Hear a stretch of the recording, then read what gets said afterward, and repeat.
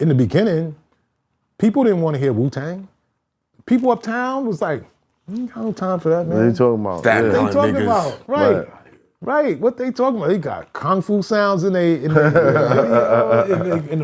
I'm not gonna front. I didn't want to hear him the first time I saw them rock was at Jones Beach for the Greek Fest. Greek Fest, yeah. My man took me out there. I was like 14 years old. Shout out to Earl. Earl took all the young boys out there in this car like, you need to see what this is all about. Right. You know what I'm saying? And I saw Wu-Tang come out and perform right there, right on that stage. And I was like, from there, I checked in for them right after that. I think Fox used to play Kung Fu movies on Sunday. Yeah. I love that shit. So when I heard Wu-Tang, I was like, oh, this is great. 2 things I love in one. I know these movies. Like the little quotes they was taking from like Crying Freeman and all that stuff. I knew all those movies, so I was like, yo, this is dope. It's fire. It had a different meaning for me. What was it like when Protect Your Neck hit the streets? Because living it was different, because I remember going to school and watching girls in my class drawing the Wu-Tang logo. First of all, when you pulled up, you was like, there's how many members? Right. So the story is when RZA comes to me, because RZA's not giving you that type of music prior to Wu-Tang. Right. It's Prince Rakeem. Prince Rakeem. Oh, Prince Rakeem. Love you, Rakeem. Right. It's Mad Happy. Right. You know? Right. And so you're like, okay. So then the next time I see him, he's like, yeah, I got something new. So I was like, all right. I'm expecting this Prince Rakeem, you know? Right. And so I put it in. I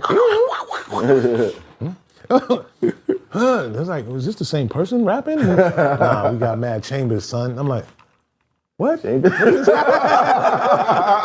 And I'm like, what just happened? So you know, RZA, I switched it up, right? I switched it up. So I'm like this, like, okay. And so it was a whole different RZA. It was a different part. Well, yeah, it was a different presentation, let's put it that way. And so that was like, okay, it didn't exist like how they were doing it. But once you got into the lyrics, and Wu-Tang was something that I had to listen to over and over again, because there were certain things I missed. I was like, let me listen to that again. What did he just say? And so I had to go back, which I thought was kind of dope that I had to go back and listen to it again, because, you know, I think that I know everything, and I'm like, I don't understand what he's saying right here. So, which was fine, which made it, I don't know, for me, as a consumer of hip hop, right, or of anything. Right. If I go to Disney World, I'm like, what? Let's go on that ride again. Let's check that out again. What just happened? You know, I'm just kind of like that. Like, I want to know more about it. You know, I'm curious. And so that's what Wu-Tang was. And I think it was a slow burn in the beginning, because it was like, people were kind of like, okay, what's this? Ralph keep playing, he would play this thing every week. They didn't even have a record deal yet. Right. It was just RZA did it, made the song, gave me the video, and they didn't have no deal. It wasn't until like maybe, I don't know, less than a year that Loud Records pops up and says, we're gonna sign Steve Rifkin, who was a radio promoter. Last time I saw him, now he has a record label. And he goes, yo man, you know, I'm trying to sign Wu-Tang. I said, that'd be dope, you know? And next thing I know, I get another version of it and it says Loud Records on it. And so I said, okay, so I guess he signed them. Dang. And then immediately, that's when RZA comes to me and says, yo man, I gotta do another video. You wanna do the video? I said, yeah. So he says, I'm gonna send you the song Cream. And I was like, all right. And I put it in, I was like, what? Casuals, everything around me, get the money. So that's why you did the Coliseum block. Right. No, that was Ice Cream. Oh, Ice Cream, Ice Cream, I'm bugging. Right, so I did Cream. And Ice, yeah. We did Cream was in. My bad. So, you know, I'm a dude that pays attention to the boroughs. Yeah. You know? Yeah. Queens, Brooklyn. Yeah. And I'm like, Harlem ain't really feeling Wu-Tang like that. We gotta take, because all their videos is mostly shot in Staten Island. Yeah, that's fun. So, and Brooklyn. Right, in Brooklyn. You hit Bargain Bazaar. Right. I recognize, I was like, yo, I'm hitting Bargain Bazaar right here. That's crazy. So we gonna, so that cats like that, you are gonna be like, yo, they was in Harlem? Word, they was in Brooklyn, they was in, wow. So we, you know, Willie Burgers, the little, what? That was, wait a minute, that's uptown. Right. I told that to Raekwon years later. He said, oh, you had a plan? I said, yeah. I said, because I felt like when I mentioned Wu-Tang, or, you know, I was somewhere and we playing Wu-Tang or talking about Wu-Tang, cats was like, no, I'm not really feeling it right now. And it was for us. And it was for a certain group who still ride with it to this day. And that was it. And then they came with Ice Cream when you know, Purple Tape. Right. And, you know, it wasn't the Purple Tape yet, but it was gonna be. And, you know, and they, you know, can you do Incarcerated Scarface and Ice Cream? That's an A side, B side. Right. And so I did Incarcerated Scarface right here on First Avenue on 118th Street in Manhattan. Wow. And I did Ice Cream in Queens at the Coliseum because the Coliseum was hot. block. Yeah. That's the block. That's the block. Yeah. Right. Everybody Sneakers, everything. Right. They had everything. Barbershop, the chicks, everything. Yeah. Queens was popping. Woo, you know, and it was, tell 'em, bro. You go downstairs, everything you needed, the jewelry. That's the Still man. to this Show day, them. they got the jewelry everything down there. Yeah, you know, everything. what's that? Benny's, same thing. Benny's was right down Benny's there. pops off there. In the same sneaker spot, it's still down there. This has got to be 92. I'm at the Greek Fest, I'm chilling, got a couple of my homies with me, we rolling. I get surrounded by these niggas. The Wu-Tang. Ed Lover, what's good? The Wu-Tang. Yeah, what's good? We the Wu-Tang Clan. I was like, what? y'all know the what? So I recognized RZA. Right. Because he was Prince Raheem. Right. And we used to Many play ladies. his video. Right. We love you, Raheem. I Yeah, said, yeah. I know you. Yeah. You're Prince Raheem. Them niggas shut me down. The RZA. Fuck that Raheem shit. It's the RZA. And I recognized a genius because he was a jizzle on Geffen. Right. And I said, I love you too. Come You do the- me. Yeah, come do. You the genius nigga. Yeah. The jizzle. Nigga said, yo, take our shit on Wu-Tang Records. Right. Method Man on one side. Protect your neck on the other Another side. side. I said, bet. I listened to this shit. I had the ill white BBSs on it. Ill white fucking Toyota joint. Skirt set on the back. Pull the speaker out. Pull the radio out. Speakers in the back. I get in this shit. The shit changed my life. I was like, how do they make 8 niggas sound like one nigga? Like this. Yeah. Then I turn over, I'm like, who the fuck is an METHOD man? Yeah. I was like, yo, this shit is incredible. Yeah. And I was hooked, and I don't give a fuck. Anybody watch this shit, you want to argue with me? Leave a comment, nigga. The Wu-Tang is the greatest You heard? Leave it in the comments.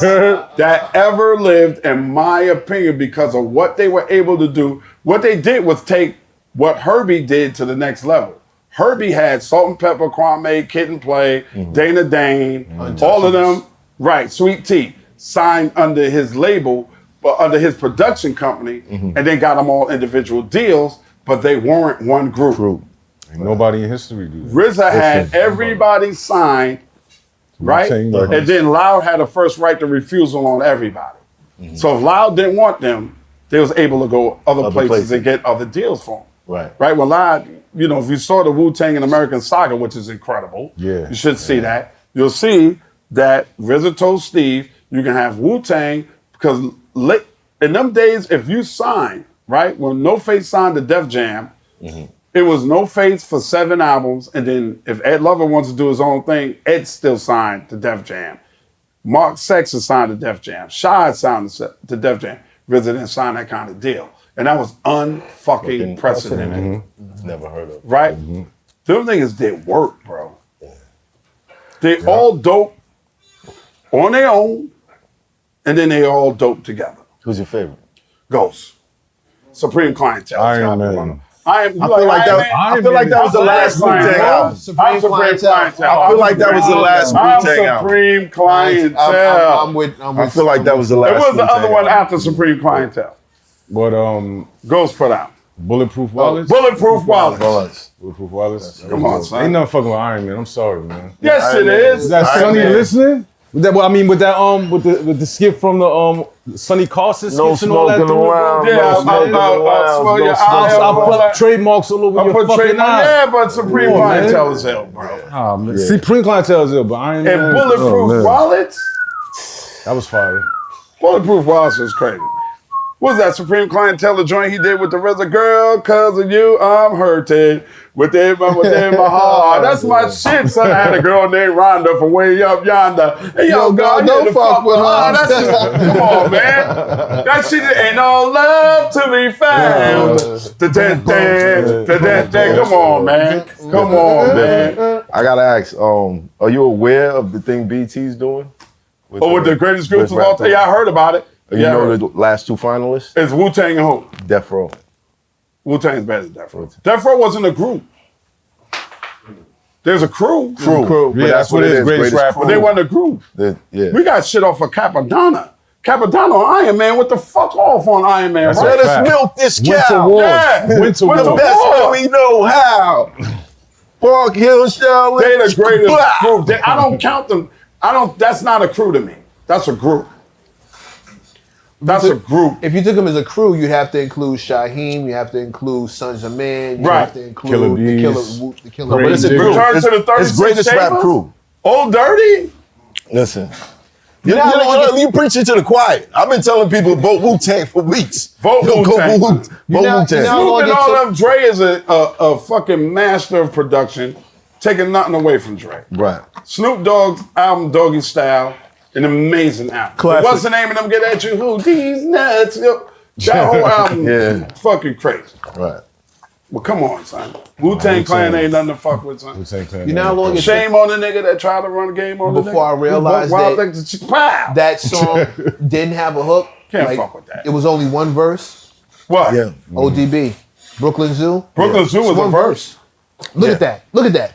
Look at that. It was one verse? Look at that. If I listen to it, it's only one verse? Yeah. It's one verse. The hook goes once, and then that's it. It's literally one verse long. It's not two verses. The bridge, it's no bridge. Probably because you couldn't get ODB to send around and do more. That nigga was the illest nigga I ever interviewed on the radio. Ever. The nigga came up in the morning when I was on Hot 97. Eddie Griffin was before him. Eddie Griffin walks in from hanging out all night with a tall can of Old English at 7 o'clock in the morning. Right. Him and Old Dirty drink in the hallway. Old Dirty comes in. We used to always talk over beds. So we play in the bed. Old Dirty puts the headphones on. And I'm trying to interview him. Yo, we got Old Dirty Bassin in the building, Hot 97, New York's #1 for hip hop. Return to the 36 Chambers. Yo, you got a food stamp card on the front of that. Old Dirty, what's up? I'm like, what the fuck? I want to say what the fuck. And he just starts rhyming. He's not listening to nothing that me or Dre or Lisa, no questions or answers. He rhymed the whole time. Dropped the headphones and walked the fuck out. That was it. Same thing he did on Yo MTV Raps. You ever seen the Yo MTV Raps version with Old Dirty? No. When I asked him, Old Dirty, well, you was late, bro. Was you was out in the studio last night? Nah, I was out getting fucked up. That's what he said. Yeah. Old Dirty was ill, man. Yeah. You can't make that shit up. There's never been another. You can't. But I'm New York. So though I love the funk that Dre and Death Row and them got, but it ain't. They don't have no shame on the nigga that tried to run a game on the nigga who buck wild with the trigger. I'll fuck your ass up. They ain't got no Hut 1, Hut 2, Hut 3. What? Old Dirty Bastard, live and uncut. Styles unbreakable, shatterproof. To the young youth, you wanna get gun? Shoot. Bow, how you like me now? Don't front the style, ruthless wild. Do you wanna get your teeth knocked the fuck out? Feel like you own it like that and then shout. Your RZA, come on, man.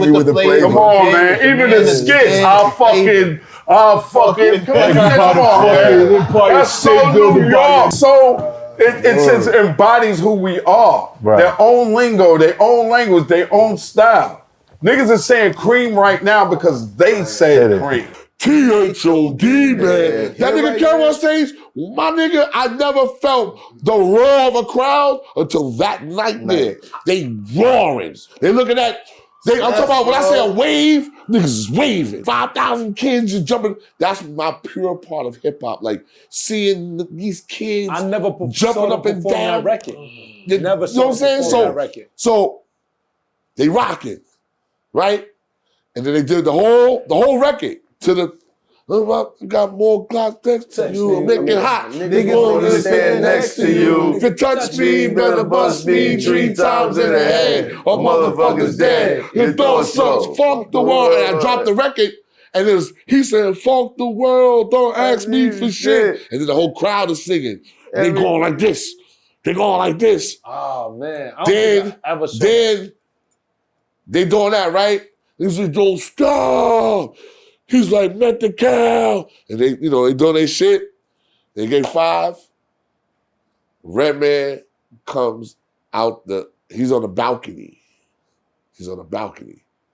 They see Redman, the light with the Redman on the balcony. First record that he threw on was Tonight's the Night. My nigga, bro. Mic check. When I say this was the most, remember EPMD got to come after them. Right, wow. EPMD had to come after them. And EPMD was hot at the time too, but Met the Red was different. Yeah, that's different. My nigga. And that and that's never what I almost got in trouble with. Nigga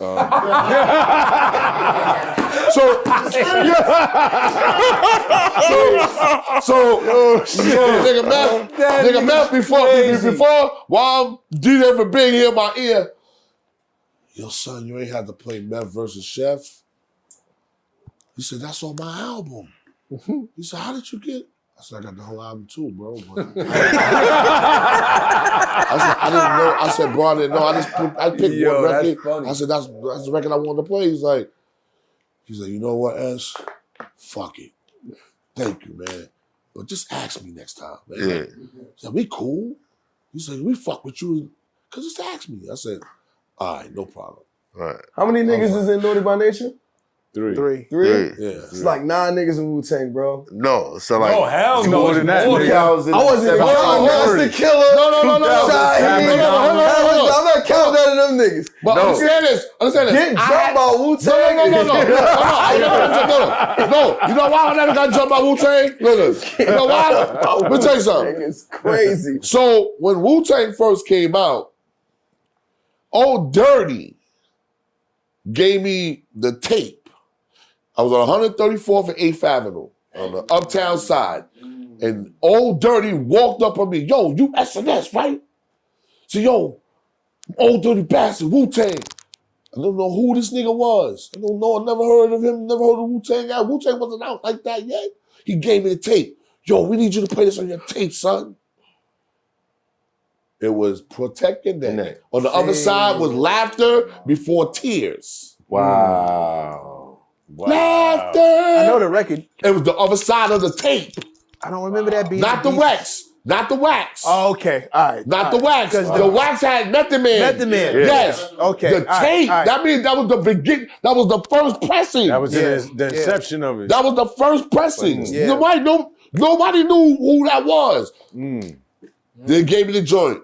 I played the Protect Your Neck on that mixtape. But they had the Method Man. Then they had the wax. They come out. The wax came out actually 2 weeks after the tape was already in the street. You know what's crazy? And that tape died. That tape died because Method Man song took over Protect Your Neck. And the people in the group was mad at that shit. And they was mad. Remember nigga had hatred towards Meth.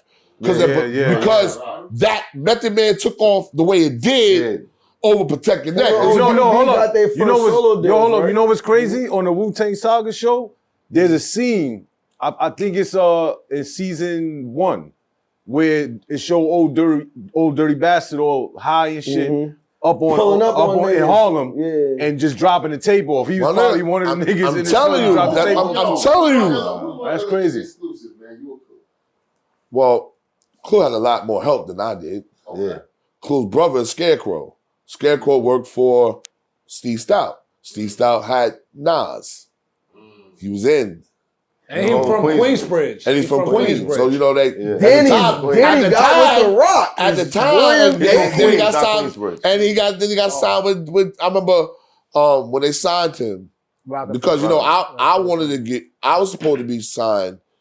I was supposed to get signed to Damon. Because, you know, I grew up with Damon Biggs. Right. You know, me and Biggs used to walk to school together. You know, I'm godfather of the hip-hop son. Like, yeah. Wow. Babalab, rest in peace, Babalab, man. You know, Babalab always just showed me love, man. Treat me like a shorty. He treated me like, you know what I'm saying, young nigga coming up. So I used to walk to school with you. I thought I was gonna be signed in the Rock. My chest is almost. I'm about to be signed. Nigga, Dave said the realest shit. My nigga, I can never front on Dave. Dave can never front on Dave. Dave said, "Yo, S man, the nigga hiding you, bro.